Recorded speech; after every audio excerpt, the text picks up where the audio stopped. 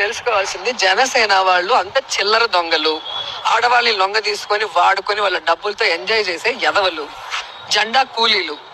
ఎప్పుడు పవన్ కళ్యాణ్ ఏ పార్టీ జెండా మోయమంటే ఆ పార్టీ జెండా మోసే కూలీలు. వాళ్ళు కూడా నా గురించి మాట్లాడటం అంటే హాస్యాస్పదంగా ఉంది. ఇంకొకసారి జన సైనికుల గురించి కానీ పవన్ కళ్యాణ్ గారి గురించి కానీ తప్పుడు మాటలు మాట్లాడితే నాలికి కోసేస్తాం.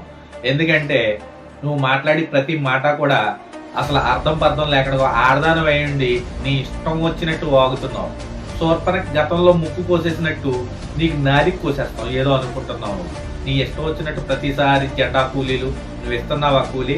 పేటిఎం బ్యాచ్ ఉన్నారు కదా, ఆ పేటిఎం బ్యాచ్కి పేటిఎంలో పడే డబ్బులు, లేదా నువ్వు తిరుపతి గతంలోనే 20 మంది 30 మంది తీసుకెళ్లి విఐపి బ్రేక్ దర్శనాలకి వాళ్ళ దగ్గర దండుకున్న డబ్బులు, అలా వచ్చిన వాళ్ళు కాదు జన సైనికులు. ప్రతి ఒక్కరు కూడా నిజాయితీతో నిలబడే వ్యక్తులు.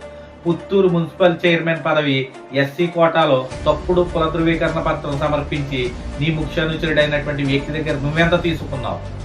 నువ్వా మాట్లాడుతున్నావు? నువ్వు జన సైనికుల గురించి మాట్లాడేది? ఒళ్ళు దగ్గర పెట్టుకుని మాట్లాడు. నువ్వు గతంలో ఒకసారి టీడీపీ, ఇంకొకసారి వైసీపీ, అంతకు ముందేమో కాంగ్రెస్ లో జాయిన్ అయ్యావు. నీ ఇష్టం వచ్చినట్టు పార్టీ జెండాలు మార్చుతూ రంగులు మార్చే ఓసర వెళ్ళివి. నువ్వా జన సైనికుల గురించి మాట్లాడేది? కబడ్దార్, మళ్ళీ ఒళ్ళు దగ్గర పెట్టుకుని మాట్లాడు.